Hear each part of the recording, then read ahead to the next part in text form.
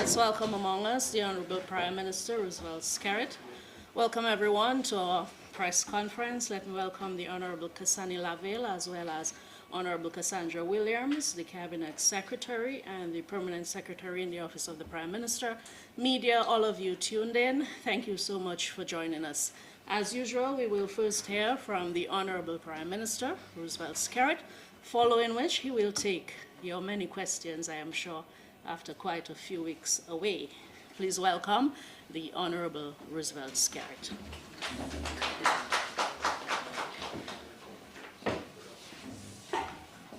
Morning, everybody. I mean, with the press and of course the viewing and listening public. First off, as you would know, my son was involved in a vehicular accident yesterday, and one of the persons involved would have lost his life. So I want to extend, as I've done privately, my sincere condolences to the family of Mr. Key and Joseph. I can't say much on this matter, as you recognize, but I wanted to extend publicly my heartfelt condolences and solidarity with the entire family.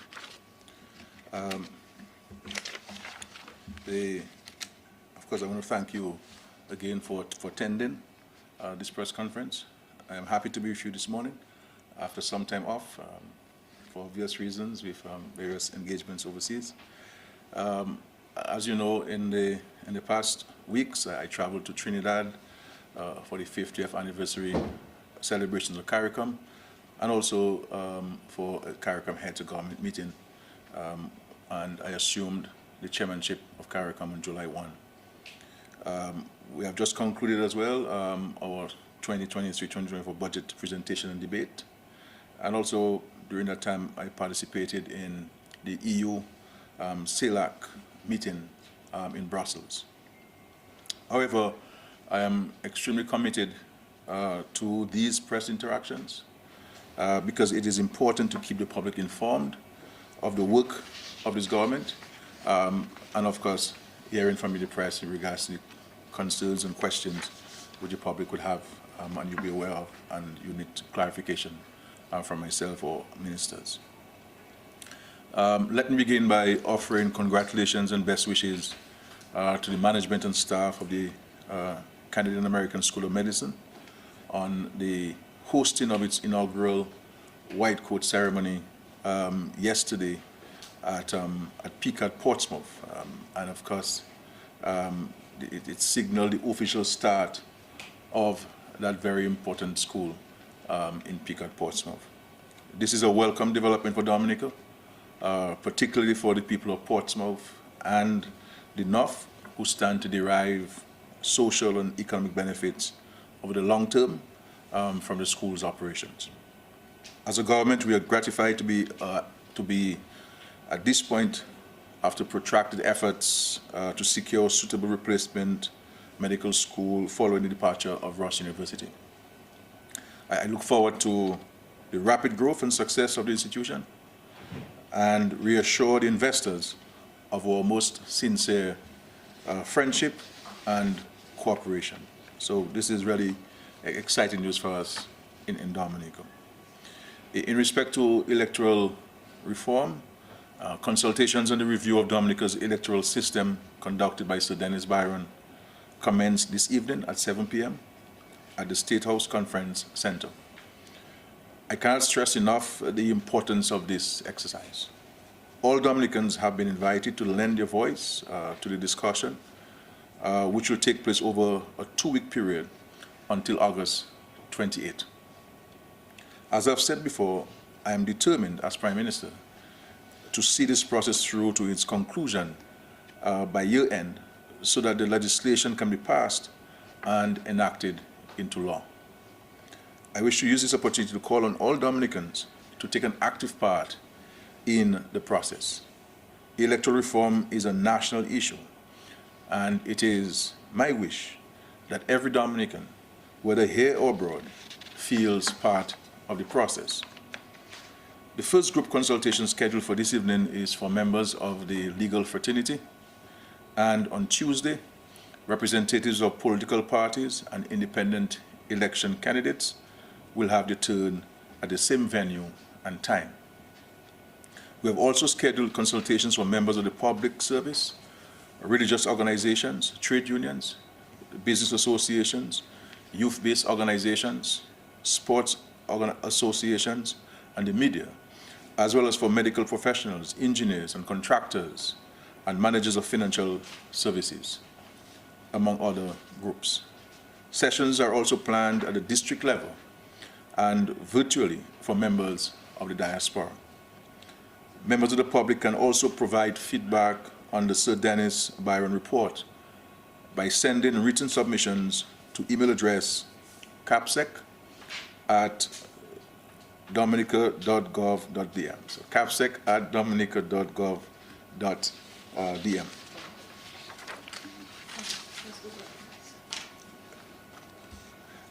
The Organization of American States, the Commonwealth Secretariat, CARICOM, and the OECS have all taken up my written invitation to send representatives to attend and observe the consultations.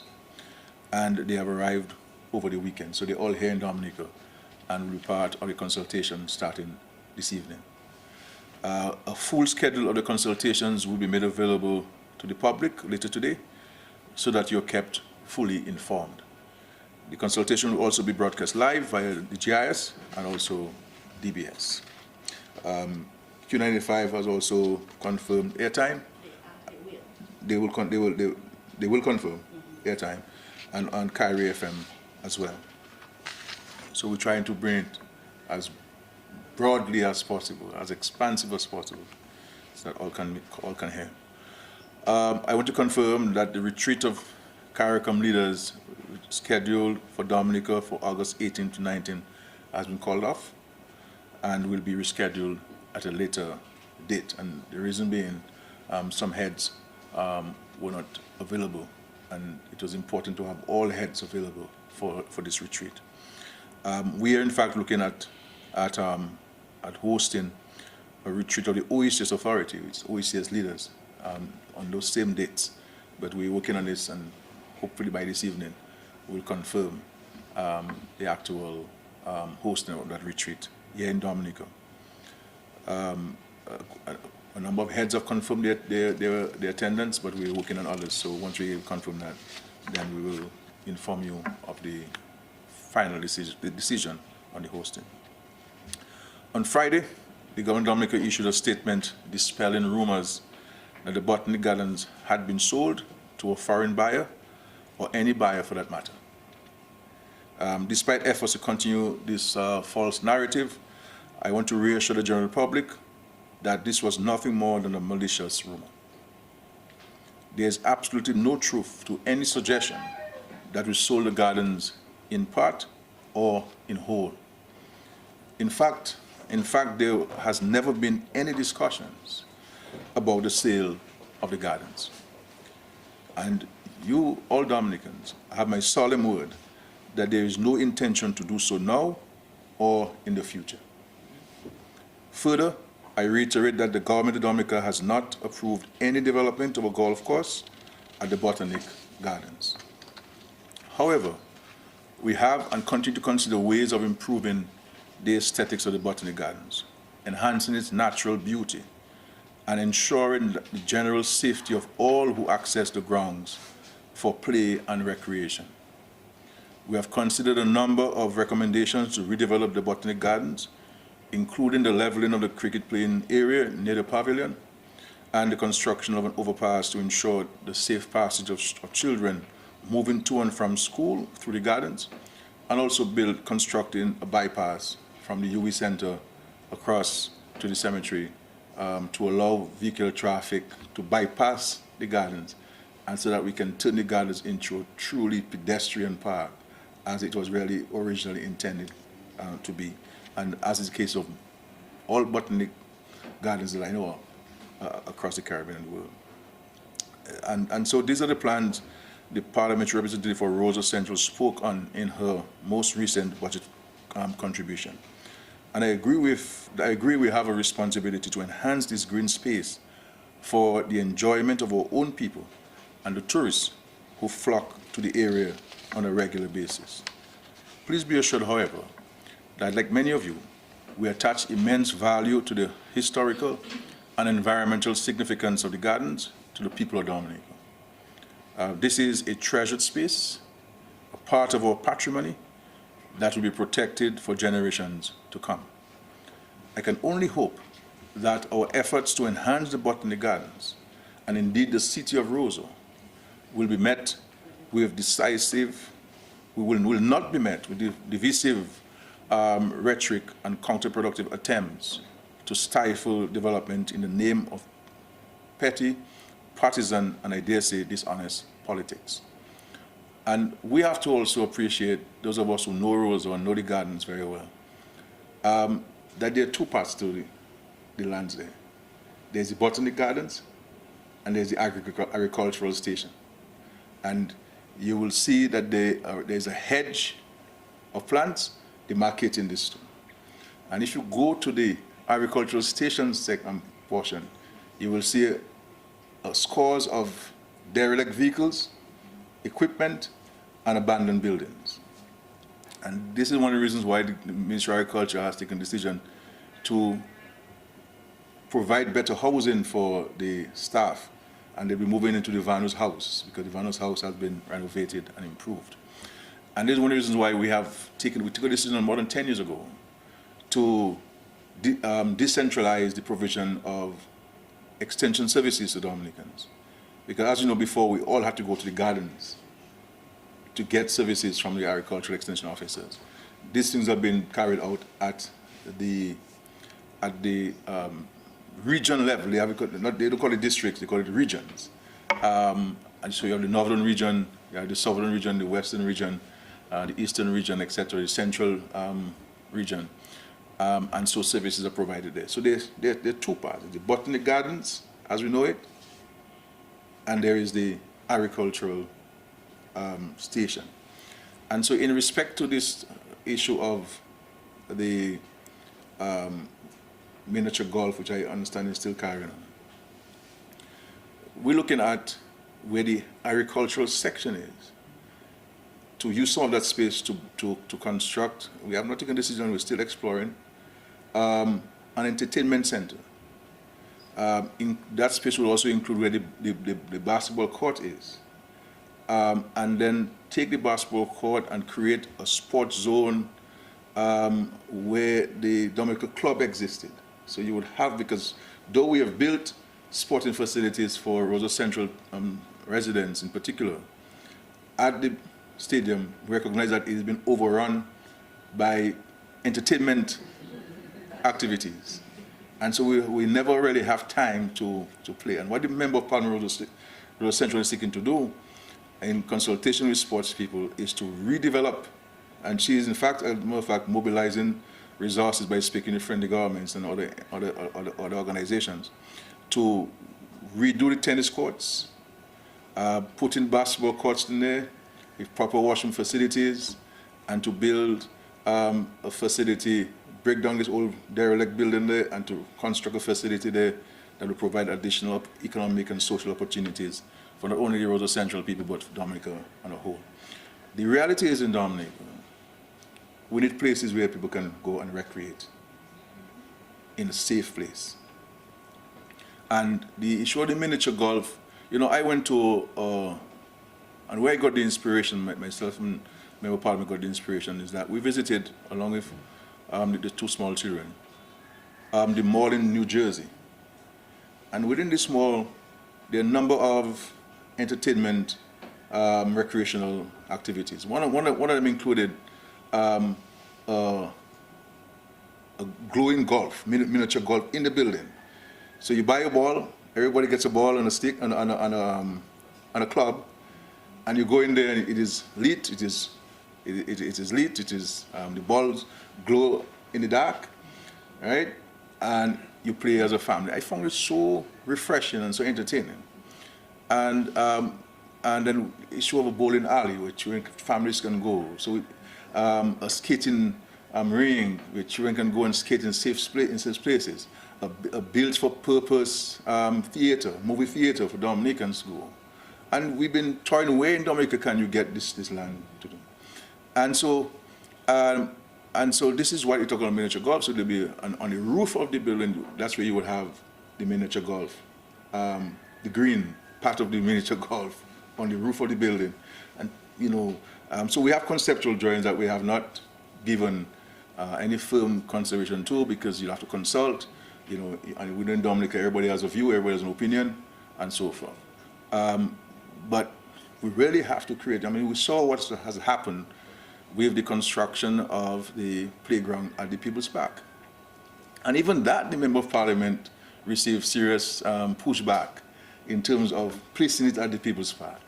And we have seen the immediate and dramatic positive impact on families. So you're now seeing families going together.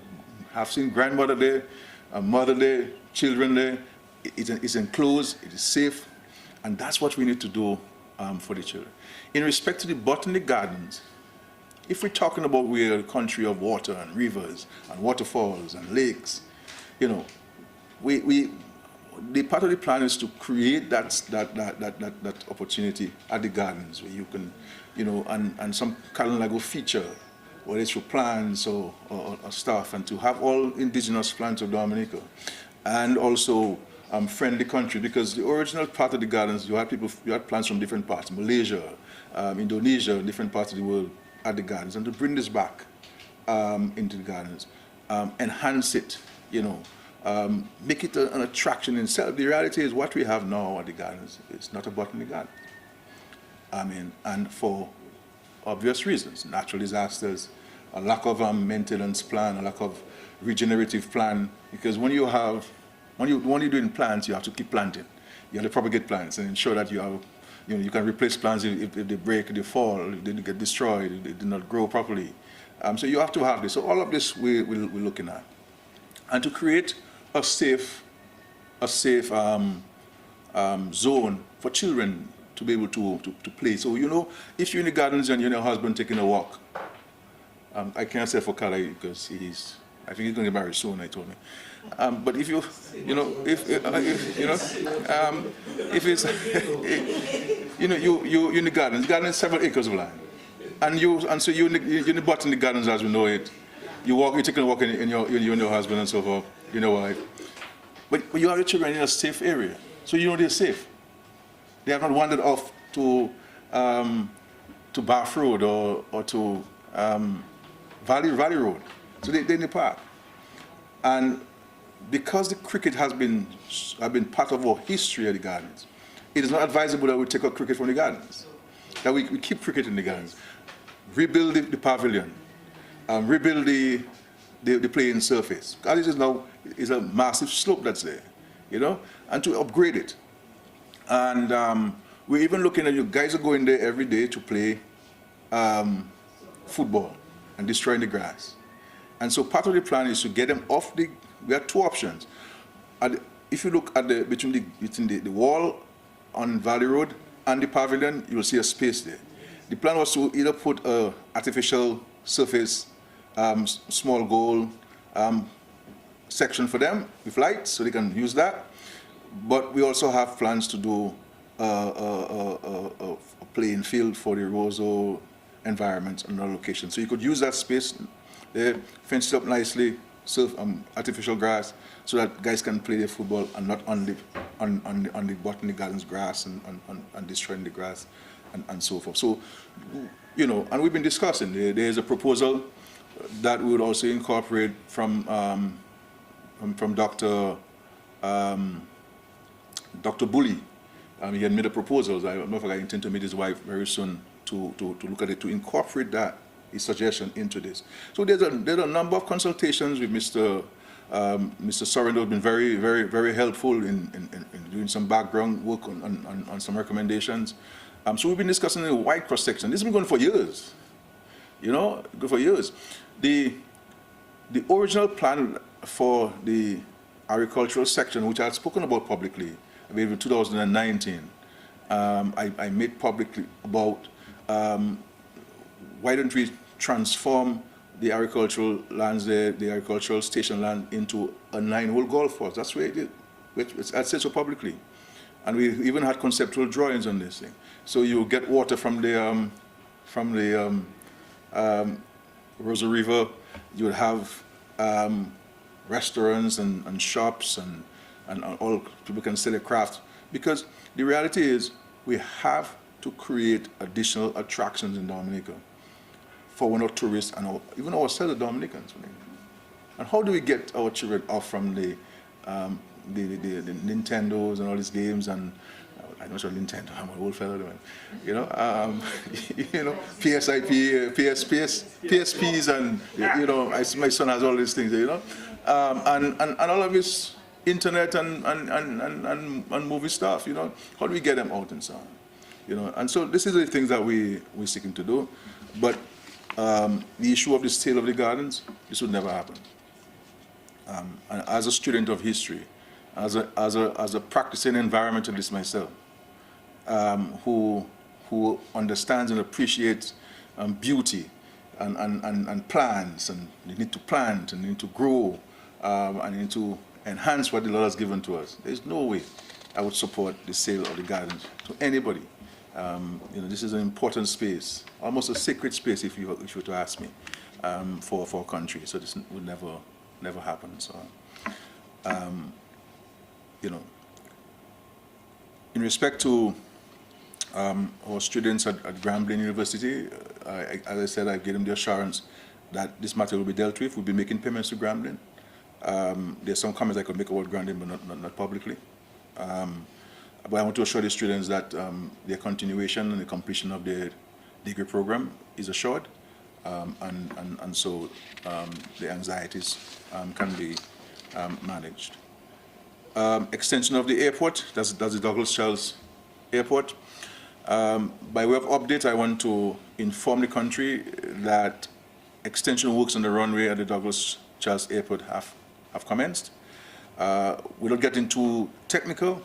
The runway will extend westwards to give aircraft an overall available takeoff run of 1,936 meters from runway 09, that is from the mountain end, and up from the current 1,756 meters. The extension will have the added benefit of increasing the declared landing distance available on runway 27, that is from the sea end, by 67 meters to a length of 1,808 meters. The runway will also be grooved to increase safety when wet, thereby increasing pilot confidence on landing. I assure the public that these improvements are in keeping with the standards of International Civil Aviation Organization, ICAO, and meet the approval of the Eastern Caribbean Civil Aviation Authority.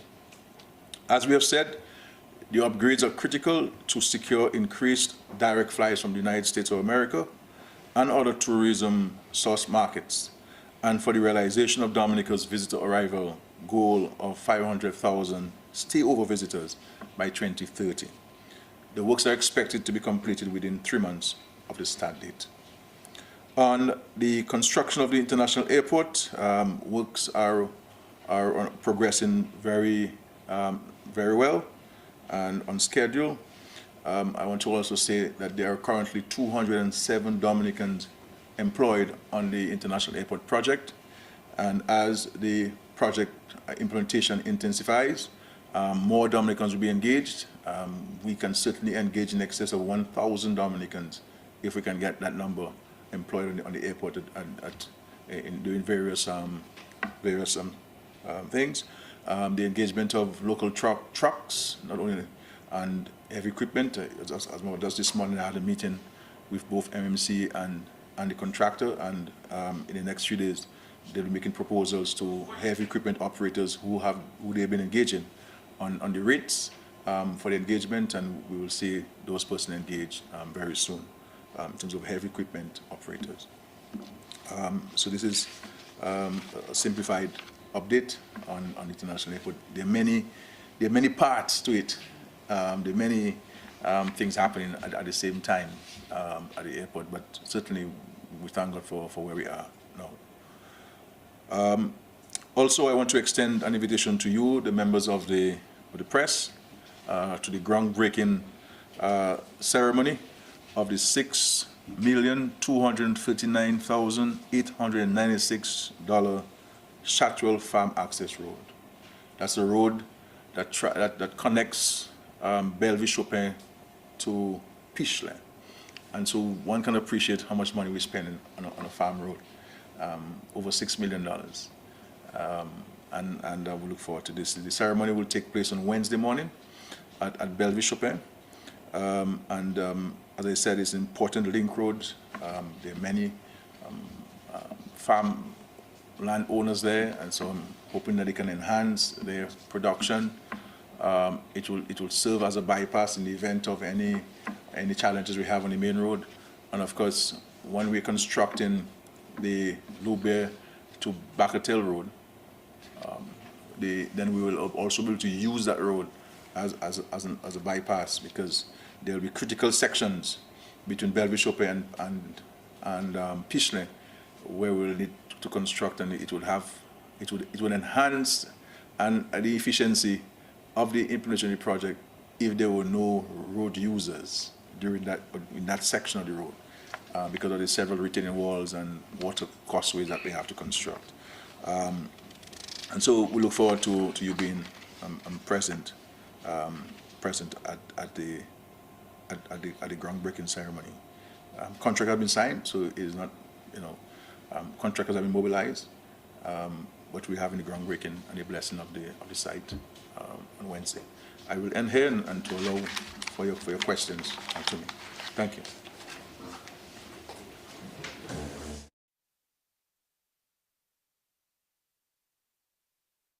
Thank you, Honorable Prime Minister. As customary, you may ask any follow-up questions on what he has already presented or ask new questions. Carlisle Jean-Baptiste, Nature Isle News. Yes, PM, you spoke about the CARICOM meeting that was scheduled for August 18th to 19th, but someone out in the region wants to know if a date has been set yet as it relates to that, because they did hear your answer, but if a date has been set, or if you have a date in mind, a proposed date in mind, as it relates to that.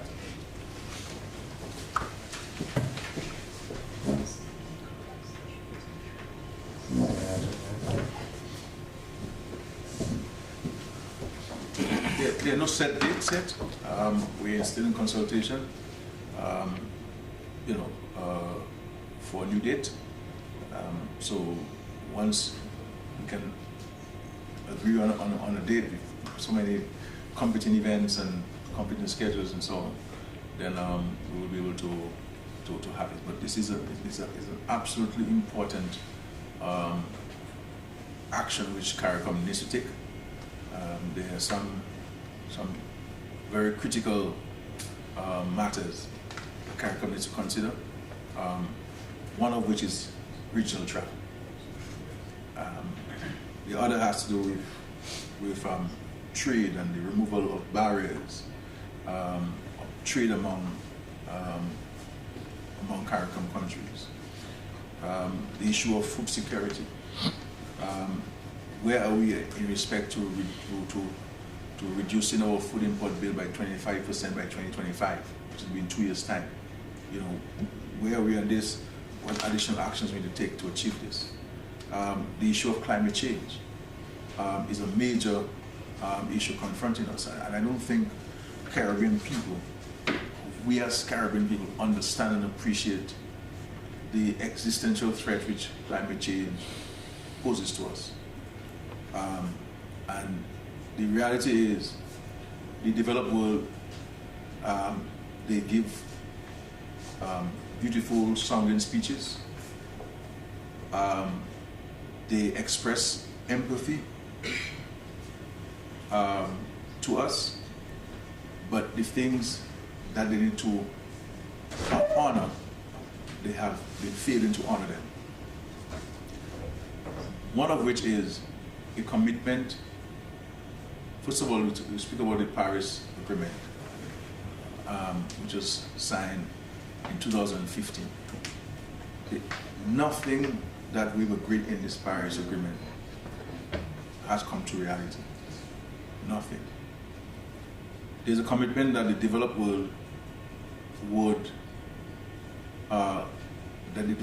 make available $100 billion, sorry, annually to a fund that countries like ours would have access to build resilience against natural disasters and to better place our countries to withstand the ravages of these natural disasters. And we see what's happening in many parts of the world now, the heat wave that affected so many people, drought. So it's not only hurricanes we're talking about. We're talking about wildfires, for example, that are all sparked by the dryness of the ground. And so we are calling on the international community to fulfill its commitment to us. And so I was in Barbados last week, where we held a meeting with the incoming president of COP28, the Conference of the Parties, that will be held in Dubai in December. And one of the matters which we placed at the feet of the incoming president of COP28, Sultan Al-Jaber of the UAE, is to get the developed world to fulfill their obligation of making $100 billion available. Because every time we go to a COP meeting, a conference, a summit, there's always a new proposal on the table and not a reflection of fulfilling the commitment. And when they made this commitment of $100 billion, it was always the understanding of all parties that it would be in grants. Now they're talking about private sector financing, you're talking about loans and all kinds of things. But it's always about grants. And as we've said to the international community, and I said so in Barbados last week,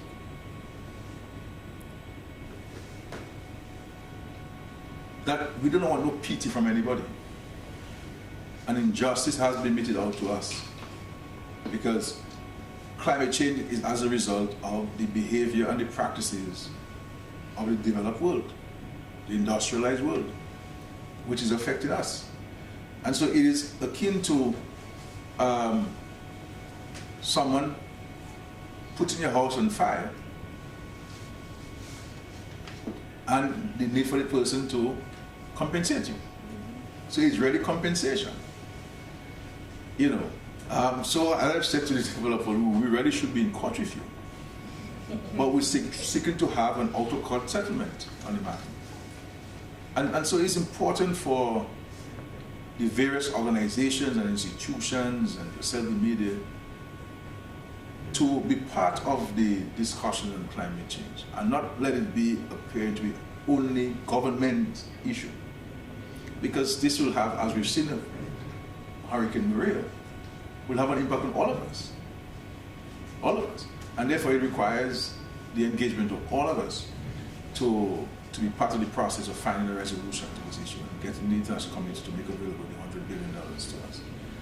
If we leave Dubai in December of this year with nobody delivering a check, it would really be an unfortunate thing for us in development. We understand that a lot of geopolitical issues around the world taking place, but we're in a war. When I addressed the United Nations in 2017, you know, we're in a war that we did not start. You know, and so it's important for us to be advocates, especially the media, to be advocates on our behalf and pass the message far and wide. Yes. Prime Minister, good morning to you. I have two questions. Yes, sir. In the first round. One of the questions is, you have stated that the government of Dominica would embark on some aggressive campaign to restore visa-free access to the UK. Can you tell us how negotiations are going on with the authorities in the UK? Thank you. That's my first question. The second one would be, have you begun consultation with the opposition leader on a new president for Dominica? I think we are in the month of August. I think we are. Yeah, we are, in fact. I was just Since you said that, eh? Yeah, yes. And a new president is to be elected by October 1st. So have you started that consultation with the opposition? Yeah, thank you, Curtis. As I indicated in the Parliament 2 weeks ago, we continue to engage the UK government on all fronts on the matter of visa-free to the United Kingdom. The number of actions I announced that we have already taken insofar as enhancing the integrity and overall management of the CBI, and there are an additional round of actions that will be taken in the next weeks and months, which we believe would be sufficient to address and to allay the concerns of all our partners. And so these implementation actions are ongoing. I believe that once these decisions by the government would take root, then we would engage the UK government. We're not saying we will do, but we have done, and I think it's only fair that we go to them having taken action and having implemented the action that we've taken, so that there's a more concrete basis for having engagement. But we continue to remain in contact on an ongoing basis on this matter, and we're hoping that there can be a revisiting of the decision in respect to visa-free access to the United Kingdom. So this is where we are, and we put in the resources and the time to implementing those actions.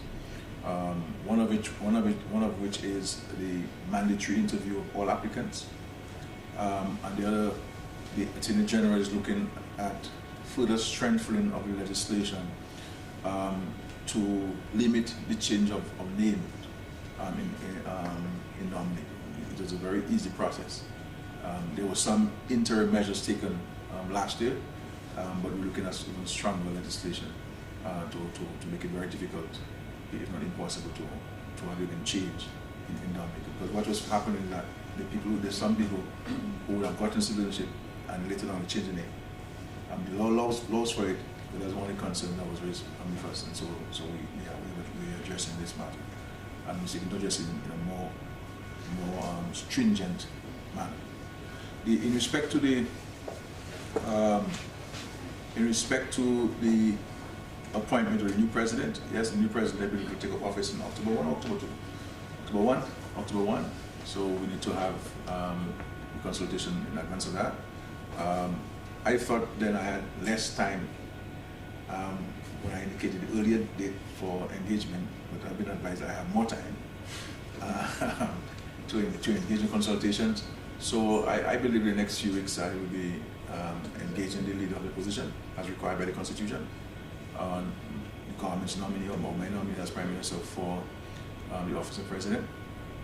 If the Constitution provided, if she agrees with my nominee, then there will be no elections, no voting. There will be no voting. We will just present the name to the Parliament. If she doesn't agree, then there will be a voting for President, and any member is free to submit a name as a candidate, obviously following the provisions of the Constitution and the qualification requirements to hold the office of President or the Commonwealth nominee. As far as the issue of whether I am prepared to engage in consultation, all of the docs have been checked, and I'm ready to submit a name and consult with the opposition on the nominee for president. I know some time ago it was intimated that I was going to be the president, and it was just suggested I was going to resign at the end of June because consultation would have taken place in July. I just checked my date today, August 14th, and I have not resigned. That can happen tomorrow morning. Well, but just to say that there's no such thing of me giving myself. And I don't think that would be. I don't think you can take a minister or member of parliament and turn him as president next day or something. But I don't think you should turn a prime minister to president straight from the office of the prime minister and walk across the streets. I don't think that would. I don't think it'll be a problem. I don't think it'll be a problem. No, hold on. Go ahead, please. Mr. Prime Minister, given your approach to transparency, you always talk about you being transparent. Is there a problem in, is there a secret in talking to the name of the president? Well, I know this. I think the Constitution makes provision for me to consult with the leader of the opposition. And I don't think it is appropriate or proper for me to share that link in the public domain before having consulted with the opposition. You understand? So I wish to extend that respect and courtesy to the office of the president, of the leader of the opposition, before I can say to the public that this is the government's nominee. Once I would have consulted with the leader of the opposition, whether she agrees or she doesn't agree, then I will inform the country of the government's nominee for president of the country. So I would like to stick to that, to the sanctity of the provisions of the Constitution in respect to that. It also speaks to in that very regard that whoever must be resident in Dominica for 3 months. So just thank you for the legal advice. Thank you for must be resident in Dominica for 3 months. Yes, thank you for that for reminding me of the remind me for yes. to this. I'm starting to write it. Yeah, it's all of these matters I've been taking here. We all can speculate. Because we're free to speculate. But you said you'll keep it to the same extent, so. On who it is, or it may be, but in due time the whole country will know. Very soon. Prime Minister, let's rewind the tip a bit there and go back to the gardens and the issue of the Yes, sir. gardens. I want to take my time on this one there. Yeah, please. On Friday, just passed, the government of Dominica through this press release. Yeah. I read, the government of Dominica advises the general public that the Botanic Gardens has never been sold to any private, have not been sold, sorry Dion, has not been sold to any private foreign entity, nor has the government entered into any agreement to develop a golf course or any project at the Botanic Gardens. Any project at the Botanic Gardens. That's just right. The public is further informed that the proposed plans for the development of the Botanic Gardens being shared via social media were generated 4 years ago, were not considered or approved by the government of Dominica. Now, on Saturday night, sir, you on the radio saying something completely different. Is there confusion? Is there conflict? What's going on? No, if you say that I said something completely different, you must say what I said on Saturday. Yeah. I did not say anything contradictory to what was said by the press release on Friday. I can say to the country without any fear of contradiction that we have no agreement whatsoever with any entity on the redevelopment of the Botanic Gardens, or any kind of project whatsoever. As the country has known, I have expressed myself about the gardens for many years, and it continues to preoccupy my time. Cabinet needs to tell you, almost every cabinet I raised the issue of Botanic Gardens. I raised the issue of beautification. I raised the issue of cleanliness in the country. I raised the issue of the environment in the country. I raised the issue of planting trees and flowers and keeping our country clean and beautiful, because that's a major preoccupation of myself. But I can say there are no projects. There have been proposals. There have been iterations of what the garden should look like, what the section of the agricultural station should look like. But there have been no agreements signed or approved, no agreements, no contracts, no project proposal approved by the government or myself acting as Prime Minister. None whatsoever. There have been no discussions whatsoever about the sale of the gardens. Far more for it being the sale of the gardens. I can tell you, the practice in the UWP before we came into government in 2000 was that the Minister for Lands would have sold lands in Dominica, government lands in Dominica, without coming to the cabinet. We stopped that in 2000. So any lands that the government is acquiring or selling must come to the cabinet, must be approved by the cabinet, and must go to the president for the president's final approval, because all state lands are vested in the president of Dominica as per the provisions of the Constitution. And so that's the process we have to follow. So the facts are, which was stated in the press release and which I stated in my radio intervention. Because the top matter, as you know better than me, is that we sold the gardens. That's what people started with. We sold the gardens. This is not true. I said so in the press release, I said so on Saturday, and I'm saying so this morning. And secondly, that we are going to build a golf course in the gardens. There's no design for the golf course in the garden. As I said, there were conceptual drawings for the agricultural station section. We moved away from that. And there's a discussion about looking for a place for an entertainment center. And this is what the Paulo Ferrozo intimated in her contribution to the budget debate. The miniature golf that I spoke about, the glowing golf. And you can go online and we have developed some concepts. You can go online and look at what the glowing golf is. And on top of the building, there's also a green miniature golf so we can go and hit a ball, as you see on cruise ships and so forth and so forth. And in that building would contain, among other things, a bowling alley, a built-for-purpose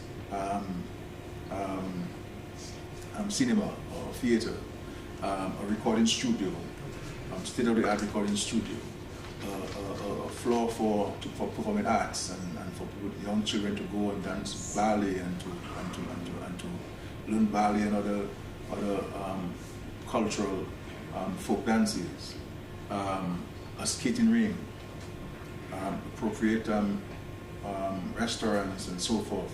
You can appropriate parking, and that will also utilize we would have relocated the court on Bath Road by the gardens to create a better opening there, entrance opening, and we would have built the bypass so there will be no vehicle traffic in the gardens. As you know, it will become a pedestrian park, so that we don't have to be.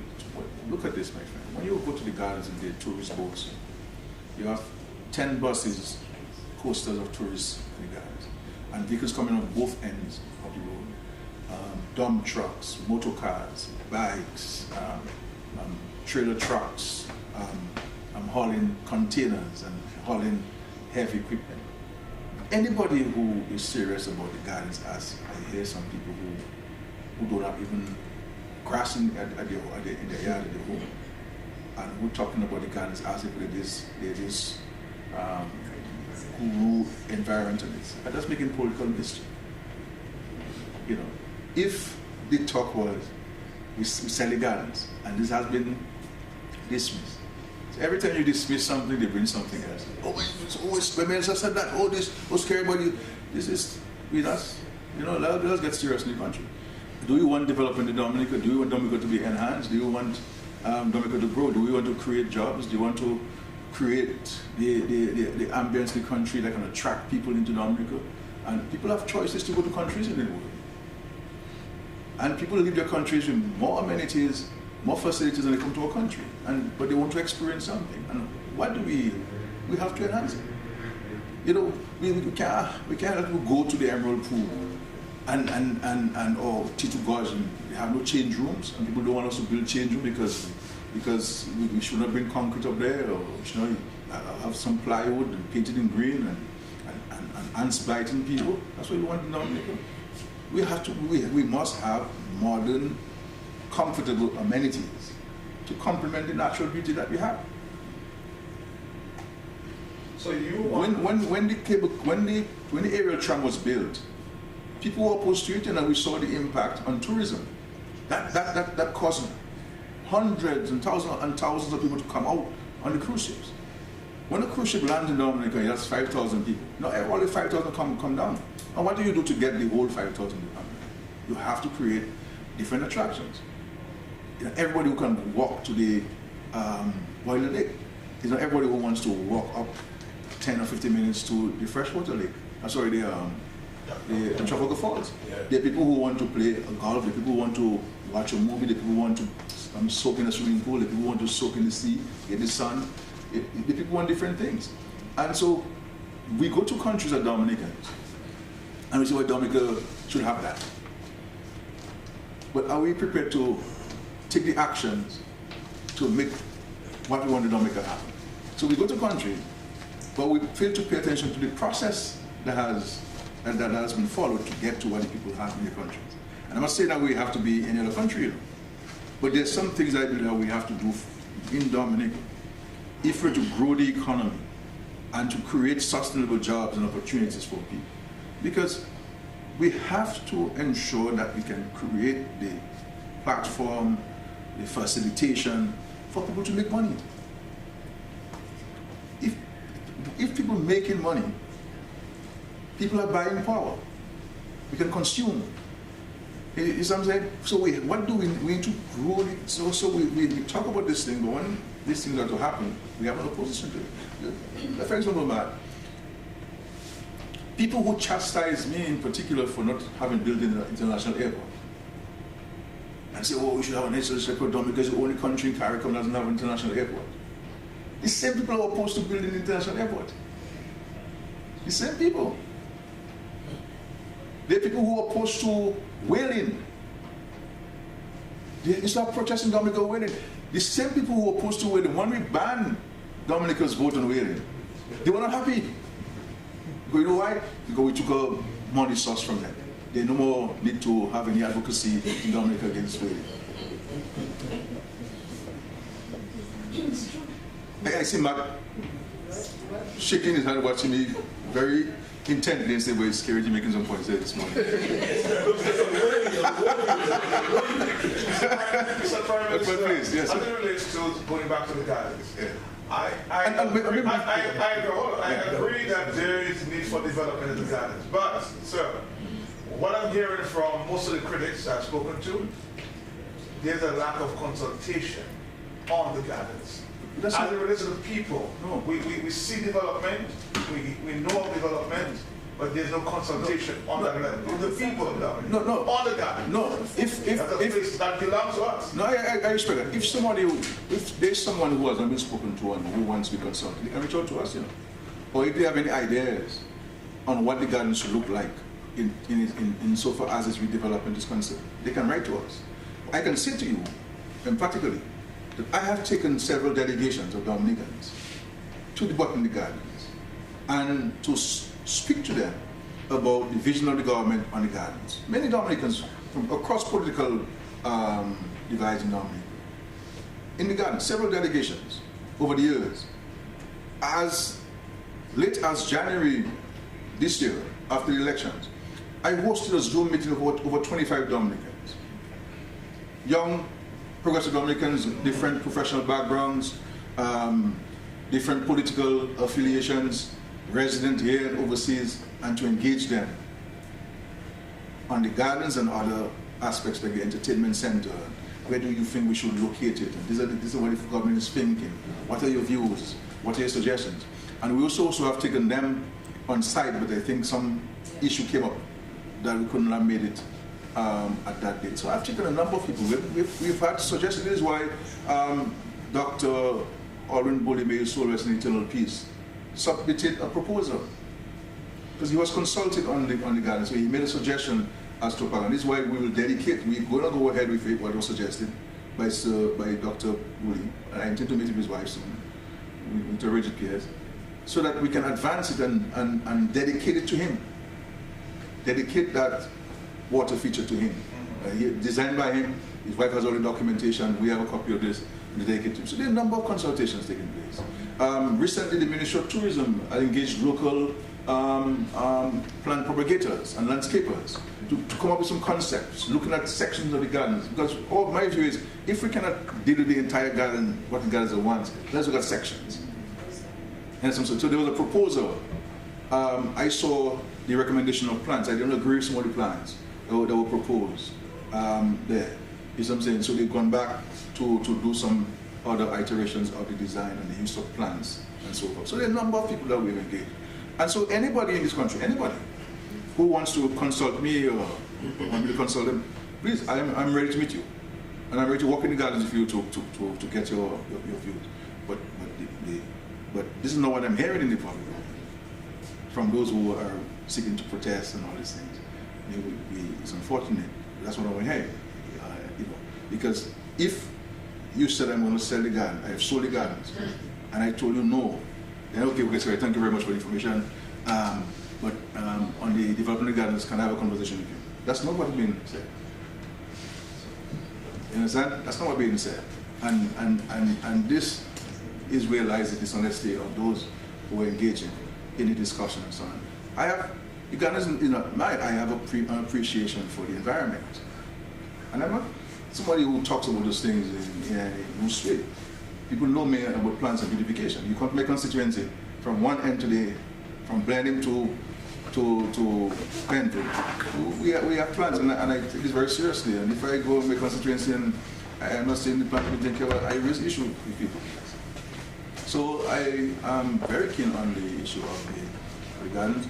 But beyond that, I think that the country must engage itself on other things to create jobs and excitement, and we can go with the family and to relax and be entertained, and and this is the vision of the government, and I think we need to pursue it with as much vigor as possible going forward.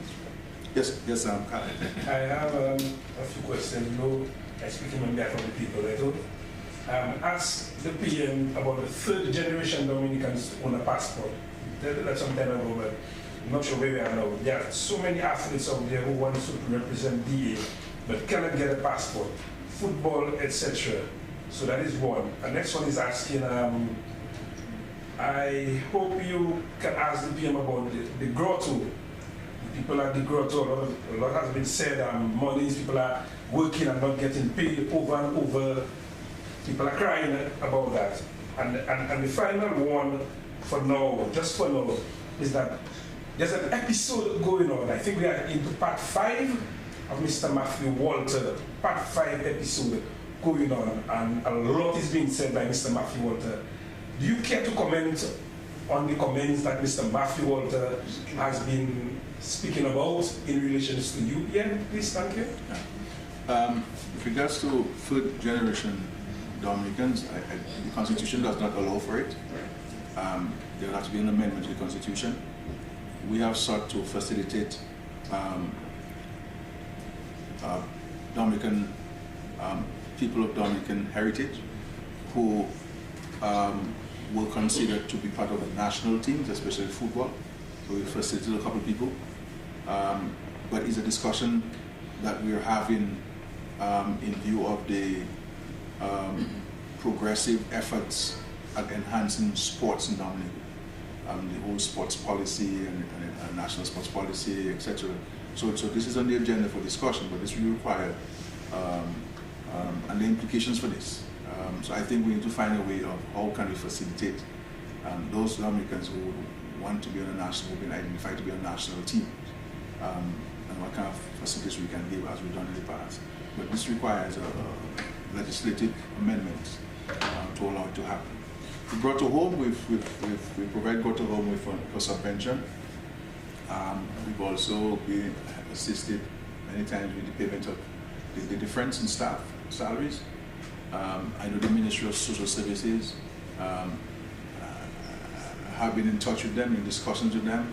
They've requested them certain particulars so that a determination can be made as to the government's further financing of the grotto. All I will say on this is that for a final decision to be made, the outstanding information needs to be provided so the ministry can examine and the Ministry of Finance can examine the cost, the true cost of running the grotto, and so that we can meet the difference from our subvention. But certainly it's an organization that we take very seriously, and we're prepared to support even further. But there's some information that we need from them to make a determination. The issue of Minister Walter, I'm not in the business of, as you know, I've been the leader of the Labour Party for 19 years. I've never been in the business of responding publicly to any former colleague or current colleague who may want to say something or two about me. So I will not comment on this. Neither have I read them myself. I've been only reported to me by some people. But in life you expect those things. But the truth is the truth. So I will not say anything. But just to say that as Prime Minister of the country, I would know a lot about many people. But I choose not to engage myself in that kind of hate and animosity towards people. So I breathe peace on people, I breathe love on people, and vindication is that of a man for me. My salvation comes from the Lord. So I'm only answerable to the Lord eventually. And I'm satisfied that when the Lord calls me, that He will say, well done, good and faithful servant. Go for the pearly gates. Insofar as my commitment to the country and my commitment to the party, which I have the honor to lead, nobody can question that. You've been diplomatic. Nobody can question that. Nobody can question that. But these attacks are scathing. That's okay. That's okay. And there's nothing that, as Prime Minister, I'm not used to. And I take my comfort from the struggles of Jesus Christ Himself. And therefore, if it is said, it is written, that He was a perfect being, then who am I, a mortal creature, not to be subjected to the snares and attack of human beings? But my faith is not in the hands of any human being. My faith is in the Lord, and He fights all my battles for me. I have no battles to fight, none.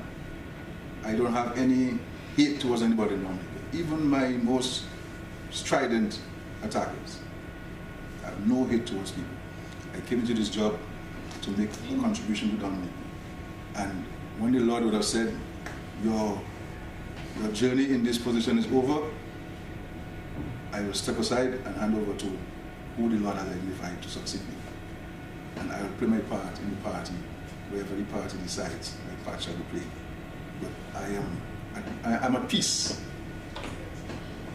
I have nothing to say. Nothing, no conscience. Nothing to say about anybody. Anybody who had nothing to say. Nothing to say whatsoever. Mr. Professor, who did the development on the gardens project? There's no developer on the gardens project. The developer with the government. I said we have not contracted anybody or any firm or any entity on this. In 2019, we started discussions about this matter, and there were proposals. We didn't agree with proposals, and they were not advanced. You understand?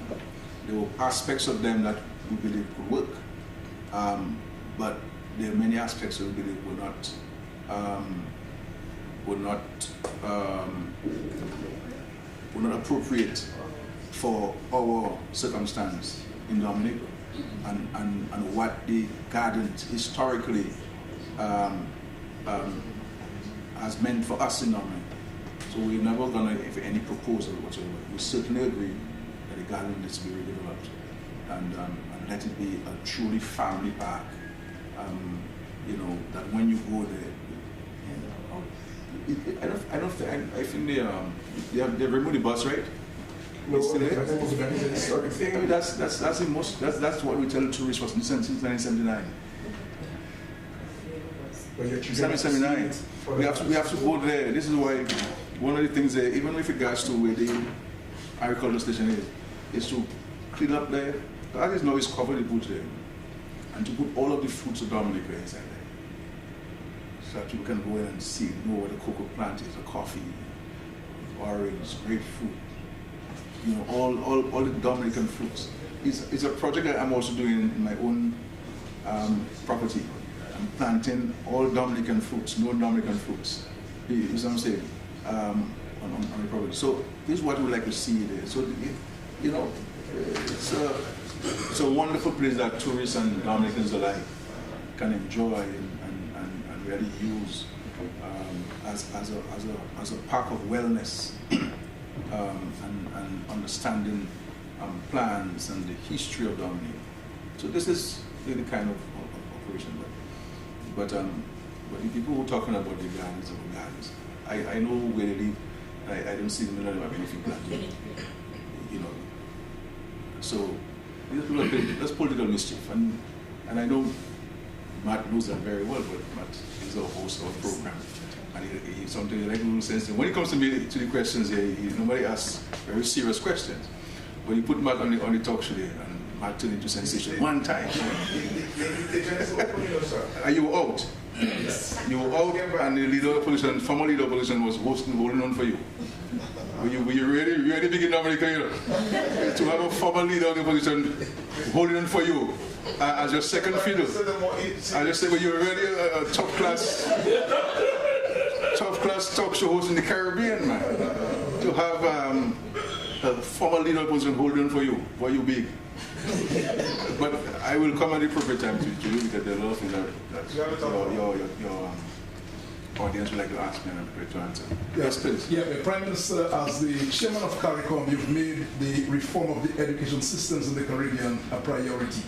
Is that proving to be a very daunting task right now? I know it's just about a month and a half you've been into the position. Second question, Caribbean leaders have decided that by next year, early next year, free movement of the Caribbean will be implemented. What are some of the things that would be expected to be done in Dominica, for example, to facilitate free movement of people around the Caribbean? And will the Haitians be asked to move freely around the Caribbean when that is implemented in the region? Thank you, sir. Yeah. In regards to education and education reform in the Caribbean, again, that was discussed in Trinidad briefly. One of the things I've indicated I intend to convene as chairman of CARICOM is to bring educators from across the CARICOM community together at a symposium so that we can have a conversation on education as it is today and education as we would like it to be in the next 25, 50 years in the Caribbean. So we're open to organize this as a first step. And coming out of this is to identify a task force that would lead the process from a technical standpoint of identifying the elements of the education system that we need to make changes to, and the new education plan that should be proposed to the Caribbean community for consideration. So that's at the CARICOM level. At the OECS level also, we're working on in parallel, because that's also, if we're to host the OECS meeting this weekend, the retreat, that would be one of the agenda items, education reform in the OECS as well. So we're looking at all fronts.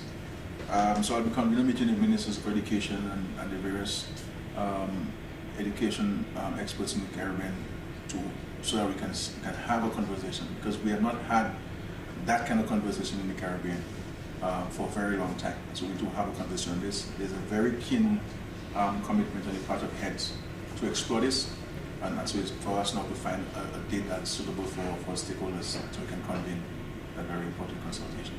But it's absolutely important that we look at education reform to ensure that we can better prepare our people for the current world, because the reality now you have artificial intelligence. You have artificial intelligence, taking place now in the world. And so the world has changed dramatically. But I don't think the education system has taken that change in the manner in which it should have. We add things to it to react or respond to the changes. But we have not done a review of the system and to reposition the system to be able to withstand those changes in the world. The issue of free movement, again, as an agenda item for the retreat of CARICOM heads, we took a decision in Trinidad that by March of 2024, we will implement the free movement of all categories of persons within the Caribbean community. Obviously, there will be issues that individual countries would have. And of course, their countries, because of the security issue in Haiti, will have concerns about the absolute free movement of Haitians because from a security standpoint. So all of these things we expected to discuss at the retreat and to ensure that we put systems in place for the implementation of all categories of free movement of persons within the Caribbean community. In Dominica's case, we're not going to wait for March of 2024 to go to Parliament to pass legislation to allow all categories of CARICOM nationals to move freely in Dominica. So we're going to go to Parliament before the end of this year to allow for all of the categories of free movement of persons in Dominica.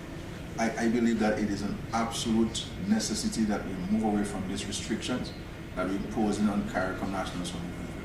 I mean, during World Cup, we allowed people to move freely.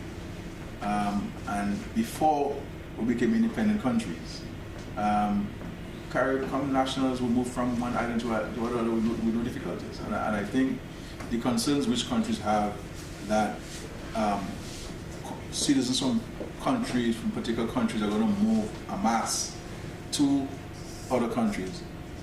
The existing categories that are allowed to move freely, there's no evidence of that. There's no evidence that countries have been overrun. And the reality is every CARICOM country needs more people. Because there's almost negative growth in most of our countries. And how do we address this? You know? And so I am not criticizing any country which may have a concern, because every country has its own peculiar considerations. All I'm saying is that the issue that you're going to have a run, you're going to have people coming to a country in droves. The evidence, the empirical data doesn't show that's the situation. Okay, but in Dominica's case, we're going to move to implement the CARICOM decision in advance of March of 2024, and I think that philosophically, ideologically, as Caribbean people, I think it's the right decision to make. Two more questions for me. When the vendors are asking questions, what is up with them? And I saw them have meetings in the Bayfront the past 2 weeks, and they're frustrated. They don't know where to go or to turn. And the next question is, when will be the next Dominica Labour Party delegates conference? Yeah, please. Yes, Charles, relax. Mr. Prime Minister, I want to take the opportunity to commend you for the bold move that you made with awarding Mr. Kavemoj and Ali Kafanas as a sport broadcaster for many years. I see this as a big move, especially in light of what is happening with our neighboring islands in the region, how they would ensure that their sports athletes get that kind of recognition.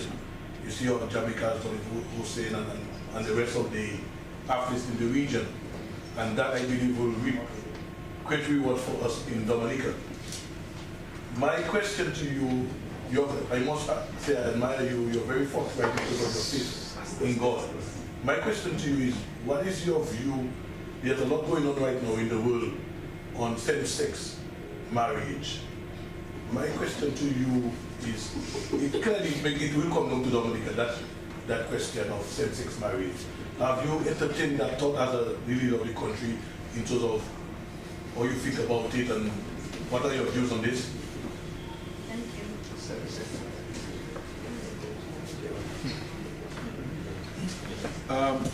On the vendors, I know that the Ministry of Tourism, along with diaspora, have been in touch with them and continue to be in touch with them and sharing information.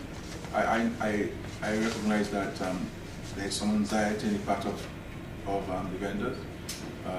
We are procuring the tents as we agreed at the meeting that was held at Fort Chang with the representatives of the vendors. I know they've asked to see me, representing people of the vendors, so I'm hoping that they can arrange sometime this week to see them. But let them rest assured that their vending will not be interrupted for the upcoming cruise season at all.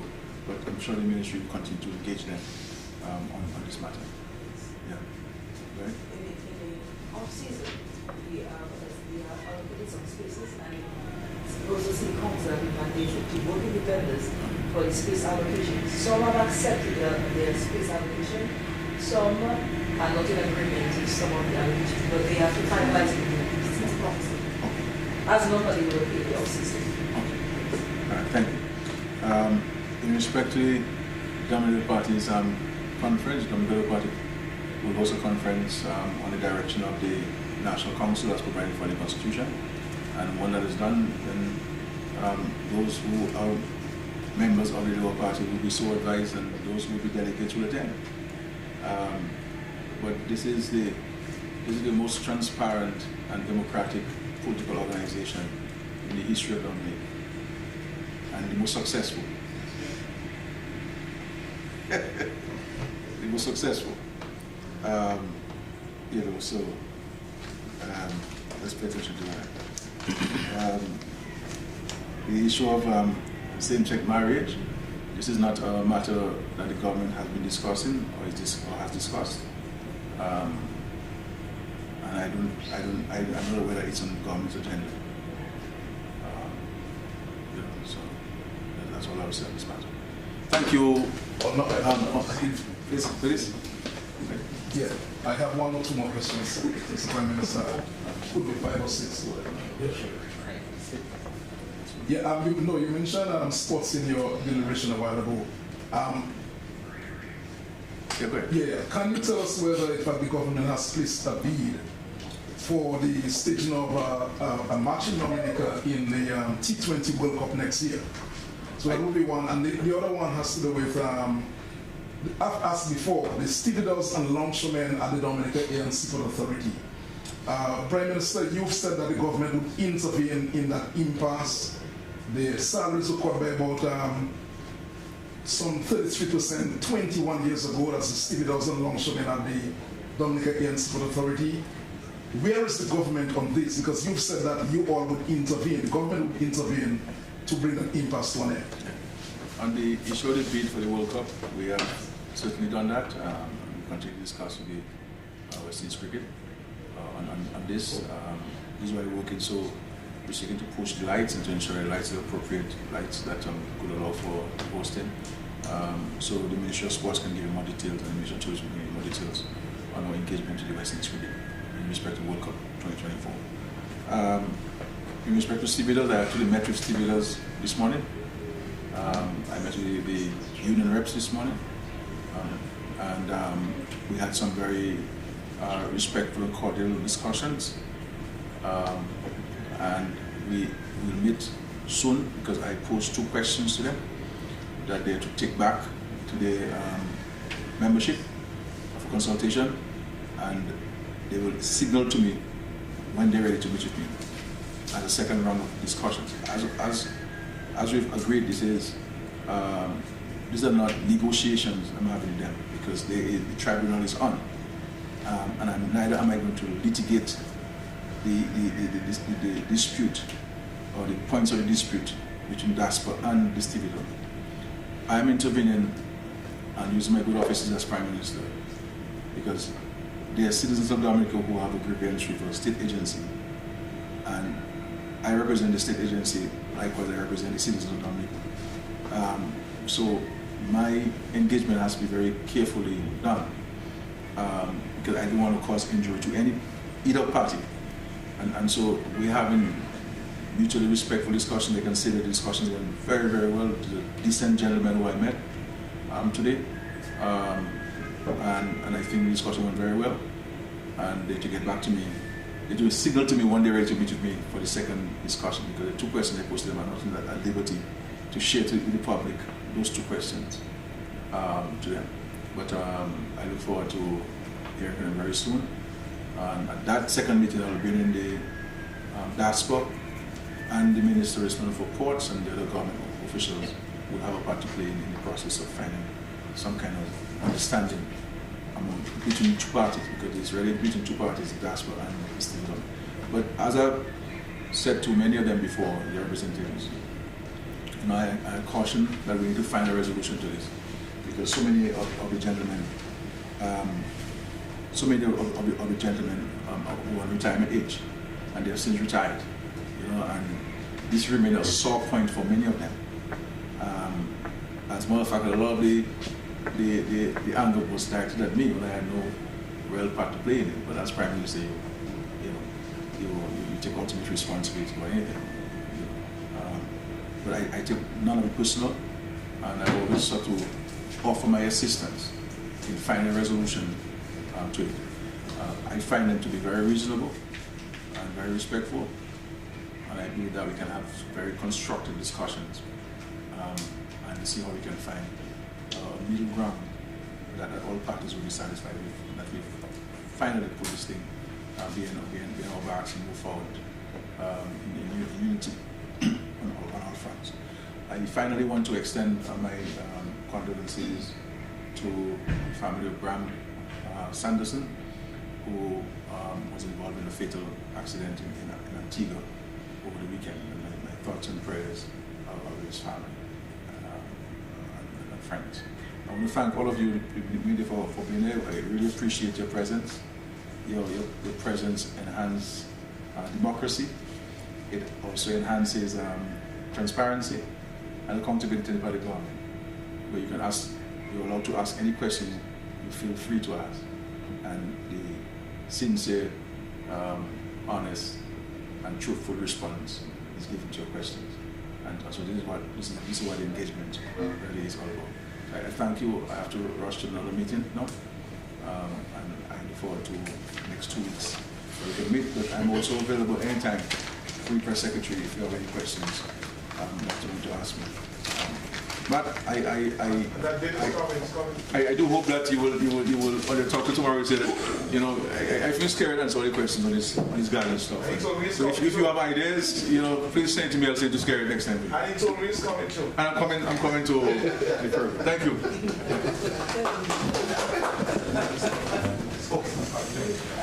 you.